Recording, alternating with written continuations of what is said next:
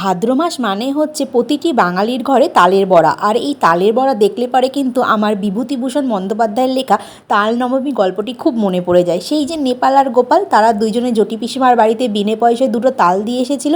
আর তারা ভেবেছিল যে পয়সা না নিলে পারে তাদেরকে তাল নবমীতে নেমন্তন্ন করা হবে।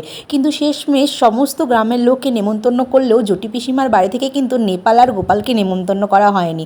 আর ওই দুটি বাচ্চা কতই না স্বপ্ন দেখেছিল যে তাল নবমীর দিন কত রকমের খাবার খাবে, তালের বড়া খাবে, কিন্তু শেষ পর্যন্ত দেখুন ওদেরকে কিন্তু নেমন্তন্ন করেনি। তো সমাজে এমন কিছু কিছু মানুষ আছে যাদের বিবেক বুদ্ধি কিচ্ছু থাকে না।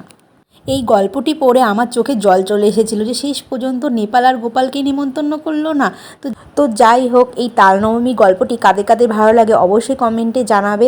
আর যতটা পারবে মানুষের সাহায্য করার চেষ্টা করবে, গরিব মানুষের পাশে থাকার চেষ্টা করবে। আর যদি ভিডিও ভালো লেগে থাকে আমার চ্যানেলে, তো প্লিজ চ্যানেলটি সাবস্ক্রাইব করে দেবে। আর দেখার জন্য অনেক অনেক ধন্যবাদ।